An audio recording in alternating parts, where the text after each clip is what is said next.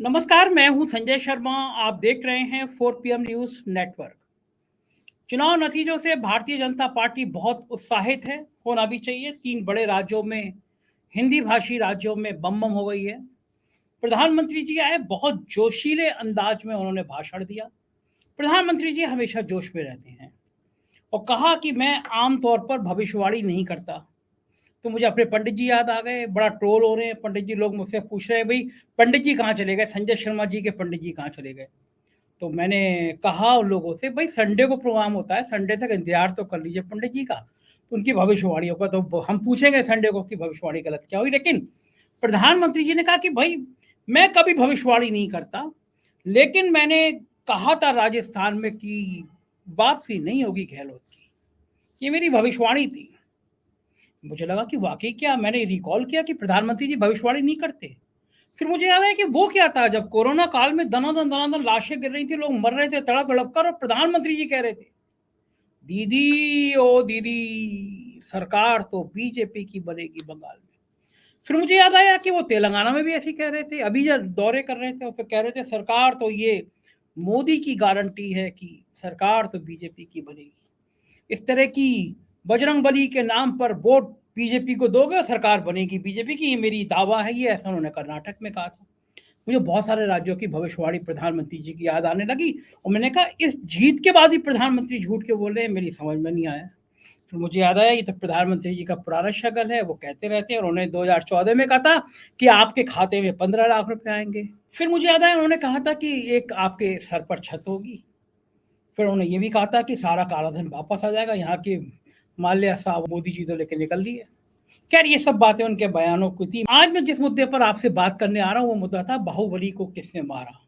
अब हम लोग ढूंढते रहते थे कटप्पा ने क्यों मारा और फिर क्या कहानी थी।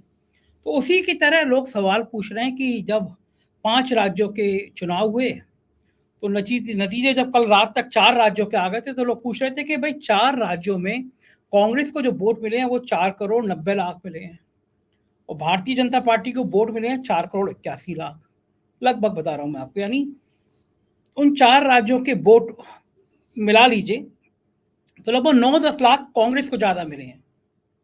यानी 4 राज्य, मध्य प्रदेश, राजस्थान, छत्तीसगढ़, तेलंगाना, इनमें जितने लोगों ने वोट डाले हैं उसमें से कांग्रेस को 10 लाख वोट ज्यादा मिले हैं। तो फिर अगर 10 लाख वोट कांग्रेस को ज्यादा मिले हैं तो मोदी जी क्यों खुश हो रहे हैं भाई? बड़ा पेचीदा सवाल है कि 10 लाख वोट 4 राज्यों में कांग्रेस को ज्यादा मिले हैं। तभी कुछ लोग, आप जैसी सवाल पूछते हैं तभी कुछ लोग, ट्रोल आर्मी आपको गाली देना शुरू कर देती है और कह देती है अरे भाई तुम तेलंगाना के वोट इधर क्यों जोड़ रहे हो। हम इन 3 राज्यों में देखो ना, यहाँ तो बीजेपी को ज्यादा वोट मिले हैं, बहुत ज्यादा वोट मिले हैं। तो मुझे लगता है कि तेलंगाना शायद इस देश का हिस्सा नहीं है। अगर भारत में मोदी जी इतने लोकप्रिय हैं, वो भगवान विष्णु का अवतार हैं, तो फिर दक्षिण के लोगों को भुला देते हैं। खैर ये उनकी लोकप्रियता का अंदाजा है। कांग्रेस इस बात को ट्वीट भी कर रही है कि भाई हमको 10 लाख वोट ज़्यादा मिले हैं टोटल मिला के, अलग अलग दावे। लेकिन एक बड़ा सवाल ये आया इन चुनावों के बाद, मैं बड़ा हैरान था। मैं हैरान इसलिए था कि मध्य प्रदेश में मैंने 10-15 दिन खपाए, बड़ी मेहनत की मैंने मध्य प्रदेश में। मैं गांव में गया, गांव में बाजार लगे होते थे, हमारी टीम पूरी चली जाती थी और बाजार में वहाँ के समोसे तल रहे और घी अच्छा नहीं होता था। अच्छा होता होगा लेकिन हम लोग जो हैं शहर के लोग, अब आजकल मैंने, हम बचपन में कहीं पे भी हैंडपंप से पानी पी लिया करते थे, गंदा संदा खा लिया करते थे। अब थोड़ा नाजुक हो गए हैं, बिस्लरी का पानी पीने लगे हैं, थोड़ा देख के खाने लगे हैं, तो पेट जो है ना वो अभ्यस्त नहीं रहा ऐसी चीज़ों का। आप अगर बिल्कुल ओरिजिनल रहोगे ना, ओरिजिनल रहना चाहिए। मैं तो इस निष्कर्ष पे पहुंचा हूँ, लौट के आके मैंने आदत डाली। मेरे ऑफिस के पीछे एक पूड़ी वाला ठेला खड़ा होता है, मैं कभी कभी उससे आके पूड़ी खाने लगा। मोटा तो हुई तो और मोटा हो जाए तो क्या फर्क पड़ रहा। लेकिन वहां पे मैंने इस तरह के तेल वेल वाली चीजें, कहीं तो मुझे फूड पॉइजनिंग भी होगी, 2-1 दिन बीमार भी रहा मैं। लेकिन मैं ये इसलिए कह रहा हूँ कि मैं उन बाजारों में गया, उन लोगों के संग बैठ के खाना खाया, सब्जी मंडियों में गया, गांव में घूमा, शहर में घूमा, और ईमानदारी से बता रहा हूँ, अगर मैंने 1000 लोगों से बात की होगी तो 800 लोगों ने कहा होगा कि वो परेशान है। वो परेशान है क्योंकि उन्हें जो मुफ्त में सिलेंडर मिला वो दोबारा भरवा नहीं पाए। वो परेशान है क्योंकि उनके बच्चों की दवा का इंतजाम नहीं हो पा रहा है।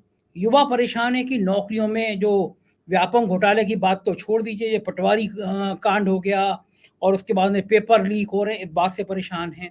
मध्यम वर्ग ये परेशान था कि हमारे सारे पैसे आप उन लाडली बहना योजना में दे रहे हैं।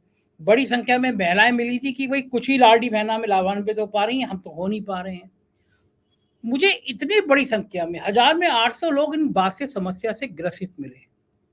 लोग नाराज थे, लोग कांग्रेस के पक्ष में थे, लेकिन ये जो लहर थी ये मुझे क्यों नहीं दिखी? मुझे नहीं दिखी। सी वोटर के सर्वे करने वाले आए, उनको नहीं दिखी। कुछ और पत्रकार गए थे, दिल्ली के बड़े पत्रकार थे, उनको नहीं दिखी। हम लोग जिधर घूम रहे थे उधर लोग नाराजगी की बात कर रहे थे। फिर जब ईवीएम देवी खुलती हैं तो ईवीएम देवी का आशीर्वाद भारतीय जनता पार्टी पर यूं करके बरसने क्यों लगता है? आप समझ सकते हैं क्यों बरसता है? दुनिया में जितने भी बड़े लोकतांत्रिक देश हैं, अमेरिका हो, इंग्लैंड हो, जापान हो, कहीं पर भी ईवीएम यूज नहीं होती है। वहां पे बैलेट पेपर ही यूज होता है। मशीन को कंट्रोल किया जा सकता है। जैसे मेरा फोन है, ये एप्पल फोन है मेरे पास, इसमें आता है सॉफ्टवेयर अपडेट होना है, मैं ओके कर देता हूं और पता नहीं कहां से वो सॉफ्टवेयर अपने आप आ जाता है। यानी मेरे ओके करते ही एप्पल का जहां सिस्टम लगा होगा वो मेरे फोन में कैसे भेजता है मुझे समझ में नहीं आता, इंस्टॉल हो जाता है सॉफ्टवेयर अपडेट। कोई ना कोई तार जुटा है, हम यहाँ बटन दबाते हैं, चांद पे हमारा उपग्रह जो होता है वो काम करने लगता है। एक छोटी सी चिप लगती है ईवीएम मशीन के अंदर। ईवीएम कौन बनाता है? एक बड़ी कंपनी होगी जो ईवीएम बनाती है, मुझे कोई बहुत ज्यादा जानकारी नहीं है। एक आरोप लग रहा है कि 19,000 ईवीएम गायब है, उनका पता नहीं कहाँ है। क्या उस छोटी सी चिप को मैनेज नहीं किया जा सकता? ये बड़ा सवाल है, चर्चा का विषय है। मायावती ने ट्वीट किया, सब हैरान थे। एक्चुअल में जो मैं बात आपको बताना चाह रहा हूँ, जो बात मैं आपको समझाना चाह रहा हूँ, वो बात मैं इसलिए समझाना चाह रहा हूँ कि इस बात पर सब हैरान थे जो बात मैं आपसे कह रहा हूँ। क्योंकि मैं बाजार में घूम रहा हूँ, मैं सब्जी मंडी में जा रहा हूँ, मैं होटल में जा रहा हूँ, मैं गांव में जा रहा हूँ, मैं शहर में जा रहा हूँ। लोग नाराज हैं, लोग दुखी हैं, और फिर जब वोट खुलते हैं तो झाड़ू लग जाती है। 40.44 40.40% वोट मिलते हैं कांग्रेस को और 48.55 इतने वोट मिलते हैं भारतीय जनता पार्टी को। यानी 66 सीटें मिलती हैं कांग्रेस को और 163 सीटें मिलती हैं बीजेपी को। अंतर देखिए आप। और फिर मैं इस बात से हैरान था कि एक एग्जिट पोल सर्वे करने वाली एजेंसी है, वो लगभग अंदाज से इतनी सीटें बता देती है कि बीजेपी को इतनी सीटें मिलने वाली है। तो जब हम दिल्ली के सारे पत्रकार घूम रहे हैं, हमें ये लोग नहीं मिल रहे हैं, तो ये जो बताने वाले कि इतनी जबरदस्त लहर आ रही है, क्या ये एलियन थे? ये मंगल ग्रह से आए थे, चांद से उतर के आए थे जो सर्वे कंपनी वाली को मिल गए? या फिर कोई रात में देवी की इसने आराधना की थी, देवी जी ने कान में आके कहा कि 160 के आसपास सीट जाएंगी बीजेपी की, तुम कर दो ये बात, लिख दो सर्वे में। इस कंपनी के तार कहाँ जुड़े हुए थे?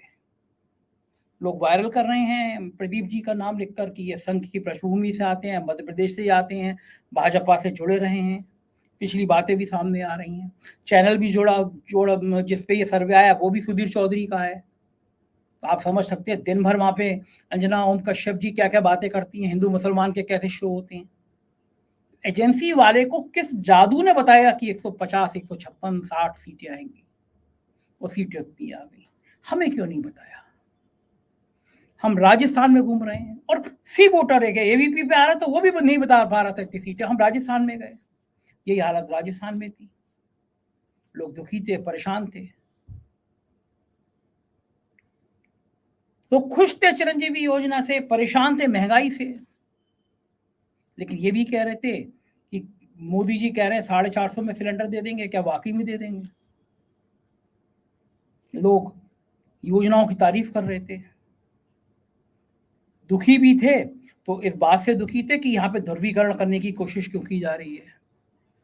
गहलोत के खिलाफ कोई भी सरकार के खिलाफ एंटी इनकम्बेंसी कोई माहौल नहीं था। लोग कहते थे इलेक्शन बड़ा फंसा हुआ है, और जो फंसे हुए इलेक्शन में जब रिजल्ट आया तो 39.53 कांग्रेस का परसेंटेज था और 41.69 बीजेपी को वोट मिले, और कांग्रेस को 69 और बीजेपी को 115।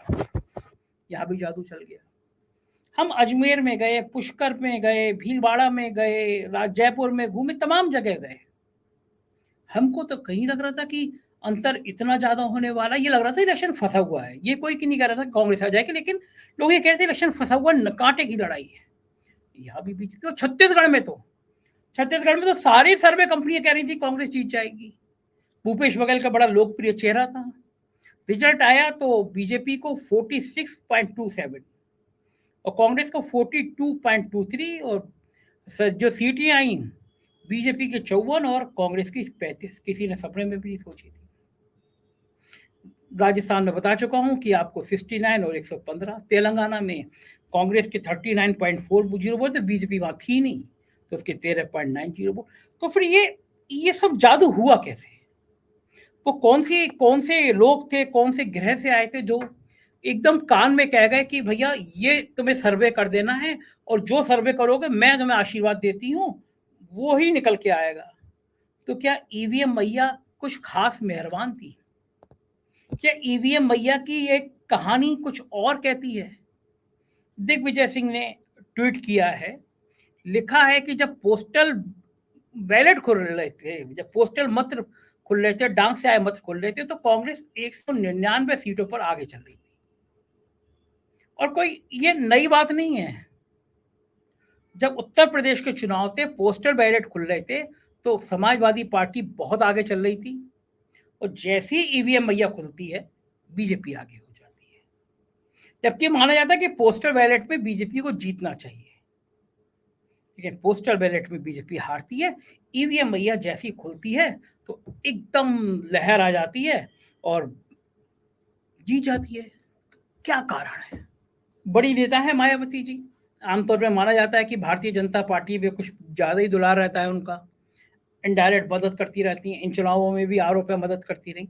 उन तक ने ट्वीट किया, उन्होंने लिखा है कि देश के 4 राज्यों में अभी हाल ही में वो विधानसभा आम चुनाव के आए परिणाम एक पार्टी के पक्ष में एक तरफा होने से सभी लोगों का शंकित, अचंभित और चिंतित होना स्वाभाविक है, क्योंकि चुनाव के पूरे माहौल को देखते हुए ऐसा विचित्र परिणाम लोगों के गले के नीचे उतर पाना बहुत मुश्किल है। पूरे चुनाव के दौरान माहौल एकदम अलग, कांटे के संघर्ष जैसा दिलचस्प, किंतु चुनाव परिणाम उससे एकदम अलग होकर पूरी तरह से एक तरफा हो जाना, ये बड़ा रहस्यात्मक मामला है, जिस पर गंभीर चिंतन, उसका समाधान जरूरी, लोगों की नब्ज पहचानने में भयंकर भूल चूक चुनावी चर्चा का नया विषय। अब आप बताइए, मायावती भी कह रही है रहस्यमय चुनाव। अखिलेश यादव ने आज कहा कि ईवीएम से चुनाव नहीं होना चाहिए। जापान से लेकर अमेरिका तक कहीं पर भी ईवीएम यूज नहीं होती, पोस्टल बैलेट होता है। उन्होंने कहा जल्दी क्या है, अमेरिका में 1 महीने वोट पड़ती है, 1 महीने काउंटिंग होती है, आराम से कराइए ना, क्यों नहीं करा रहे? अच्छा, एक राज्य में करा के देख लीजिए। अखिलेश यादव ने कहा कि कहीं ना कहीं कुछ तो दाल में काला है, और अखिलेश यादव ने ऐसे ही नहीं कहा क्योंकि ये बात चर्चा का विषय बन रही है। कल रात को मैं अमेरिका में एक बहुत बड़े टेक्नोक्रेट से बात कर रहा था, भयंकर टेक्नोलॉजी की जानकारी। उन्होंने कहा कि 100% मैनेज हो सकती है ईवीएम। अब बड़ा सवाल यह है कि अगर ईवीएम मैनेज हो सकती है, मायावती से लेकर अखिलेश तक, कांग्रेस तक आशंकित है, सशंकित है। दिग्विजय कह रहे हैं कि 199 सीटों पे पोस्टल बैलेट में हम आगे चल रहे थे, जैसी ईवीएम खुलती है हम हार जाते हैं। तो बड़ा सवाल यह है कि फिर ईवीएम हटेगी कैसे? भाई मोदी जी तो क्यों हटाएंगे जब ईवीएम मैया उन पर पूरी तरह से मेहरबान है। अब लोग कहेंगे कि भैया अगर इतनी ईवीएम मैनेज है तो फिर वो तेलंगाना में क्यों नहीं हुआ, या हिमाचल क्यों हार गए? अब उन अकलमंदों से ये पूछो, अगर सब राज्य जीत जाएगी बीजेपी तो जनता में विद्रोह नहीं हो जाएगा? ये तो बहुत अच्छी रणनीति है ना कि 2 हारो 1 जीतो, 3 हार जीतो 1 हारो। गुजरात के चुनाव में जब मतदान खत्म हो गया, जो परसेंटेज बताया गया उसके 3 घंटे बाद अचानक 6-7% वोट बढ़ गया। हमारे स्थानीय संपादक है मयूर जानी, वो बता रहे थे कि भाई चुनाव आयोग ने जो आंकड़े 6 बजे जारी किए और जो अगले दिन जारी किए, उसमें 5-6% वोट का अंतर आ गया। ईवीएम में अचानक मशीन में वोट बढ़ गए। कहां से बढ़ गए, कहां से आ जाते हैं वोट? और एक काम करिए ना, लोगों की संतुष्टि के लिए बड़ा जरूरी है, जो भाजपा शासित राज्य है, हम ये नहीं कह रहे विपक्षी राज लेकर आइए, आपका मन करे विपक्ष में, आपका मन करे बीजेपी शासित राज्य में, जहां पे भाजपा महसूस करती है कि ये बड़ी मजबूत स्थिति में है, तो वहां का भी एक चुनाव पोस्टल बैलेट से करा के देख लीजिए, हटा दीजिए ईवीएम, पता चल जान दीजिए। मुझे पता है कि ईवीएम नहीं हटाएंगे। और मेरी डिबेट में जिक्र हो रहा था भाजपा के फायर ब्रांड प्रवक्ता का, मयूर जानी ने एक एविजन किताब में, एविजन पे उपलब्ध उनकी किताब, उसका जिक्र भी किया। उन्होंने खुद लिखा है कि ईवीएम का कितना बड़ा फ्रॉड है। तो ईवीएम मैया अगर मेहरबान हो रही है तो फिर ईवीएम मैया हटेगी कैसे? मैं एक सुझाव दे सकता हूँ, एक राय दे सकता हूँ भाई, जितनी विपक्ष की पार्टियां, उनको कहना चाहिए, निर्वाचन आयोग को पत्र लिखना चाहिए, खत लिखना चाहिए कि हम अगर आप ईवीएम से चुनाव कराएंगे तो हम इसमें पार्टिसिपेट नहीं करेंगे। अब हम मेरी मजाक उड़ाएंगे मेरी इस बात पे कि भैया चुनाव आयोग को खत लिख के हम करेंगे क्या चुनाव आयोग विपक्ष के खत को मान लेगा? बात ठीक है, इतना नाकारा और इतना नपुंसक चुनाव आयोग भारत में कभी देखा नहीं गया पहले, जिसको पनौती शब्द कहने पे राहुल गांधी को नोटिस देने की फुर्सत हो जाती है, लेकिन मूर्खों का सरदार कहने पे प्रधानमंत्री की तरफ देखता भी नहीं है। प्रधानमंत्री मंच से बजरंगबली का नाम लेके वोट डाले। राजस्थान में दर्जी, कन्हैयालाल दर्जी की नाम को लेके ध्रुवीकरण करने की कोशिश की जाए, लेकिन चुनाव आयोग देखता ही नहीं, सुनता ही नहीं, गांधी जी के बंदर की तरह हो गया, ना देखेगा, ना बोलेगा, ना सुनेगा। अब आप कहेंगे तो फनिंग करेंगे क्या? तो विपक्ष को कहना चाहिए, एक लिखित में एक पत्र देना चाहिए कि अगर आप ईवीएम से चुनाव कराएंगे तो हम चुनाव का बायकॉट करेंगे, हम लड़ेंगे नहीं, चुनाव करा लीजिए अपना। केवल बीजेपी के प्रत्याशी खड़े हों, निर्विरोध चुनाव जीत जाए, वही विधानसभा में बैठे, वही संसद में बैठे। अगर देश की सारी विपक्ष ने ये लिख के दे दिया, चुनाव के बायकॉट का ऐलान कर दिया, तो जनता उनके साथ खड़ी हो जाएगी। अभी भी 37% वोट एक तरफ है और 63% विचारधारा एक तरफ है, खड़े हो जाएंगे। आप देखिए ना, जो सारे वोट मिले उसमें 10 लाख कांग्रेस को ज्यादा मिले। अभी भी लोग सांप्रदायिकता के साथ नहीं है, वो सामाजिक सौहार्द बनाने वालों के साथ है, वो नफरत के साथ नहीं है, वो मोहब्बत के साथ है, वो हिंसा के साथ नहीं है, वो अहिंसा के साथ है।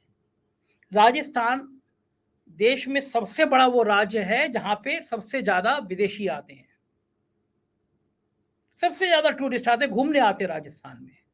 हवा महल एक सीट है, मैं गया था वहां पे, मेरे सामने मोदी जी और राहुल जी के समर्थक भिड़ गए, 2 लोग। उस सीट पर एक सज्जन चुनाव जीते हैं, उतने ही वोटों से जीते जितने ओबीसी की पार्टी के खड़े आदमी ने वोट काट ली, यानी 600 वोटों से। विधायक जी हैं, हिंदू अस्मिता का प्रतीक है, जीतने के बाद शपथ नहीं ली, लेकिन जो ठेले लग रहे हैं इस पे मीट मुर्गा बेचा जा रहा है, वो ठेले हट जाएं, इसकी चिंता उनको हो गई। वीडियो वायरल हो रहा है, वीडियो देखिए, फिर मैं आपसे बात करूंगा। नहीं हूँ, मैं आपसे शाम को रिपोर्ट लूंगा, आप मुझे देंगे या मेरे को आना पड़ेगा आपके ऑफिस लेने? लेकिन नॉनवेज रोड पे बेच सकते हैं क्या खुले में? नहीं, रोड पे नॉनवेज बेच सकते हैं क्या खुले में? हाँ या ना बोलो, लाइव हो आप, तो आप समर्थन कर रहे हो इनका? तुरंत प्रभाव से नॉनवेज के सारे जितने भी ठेले रोड पे लगे हैं, रोड पे बना रहे हैं, ये नहीं दिखने चाहिए। मैं शाम को रिपोर्ट लूंगा आपसे, मुझे नहीं मतलब है मेहरानिया जी कौन अधिकारी है।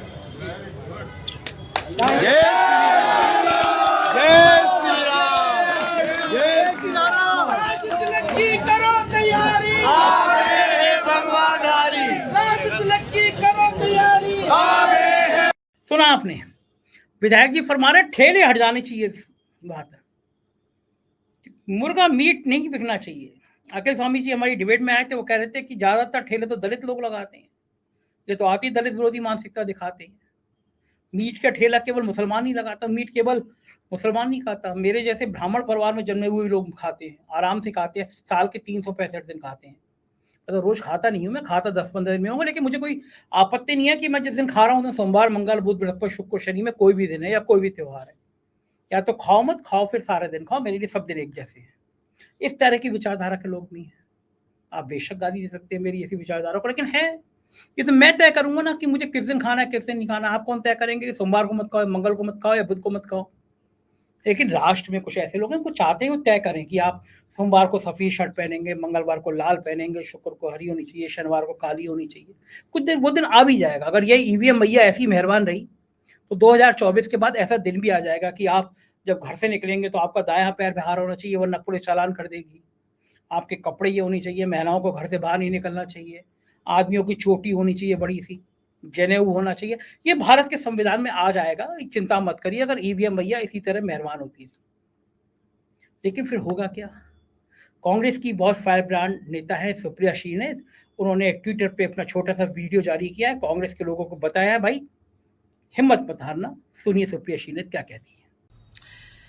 ये संदेश उन सब लोगों के लिए है जो या तो कांग्रेस के कार्यकर्ता हैं या कांग्रेस की इस लड़ाई को कंधे से कंधा मिलाकर लड़ रहे हैं, कांग्रेस की विचारधारा में यकीन रखते हैं। वो सोशल मीडिया पर हो सकते हैं, वो वॉलंटियर्स हो सकते हैं, वो प्रबुद्ध वर्ग हो सकता है जिसको लगता है कि ये लड़ाई लड़नी जरूरी है।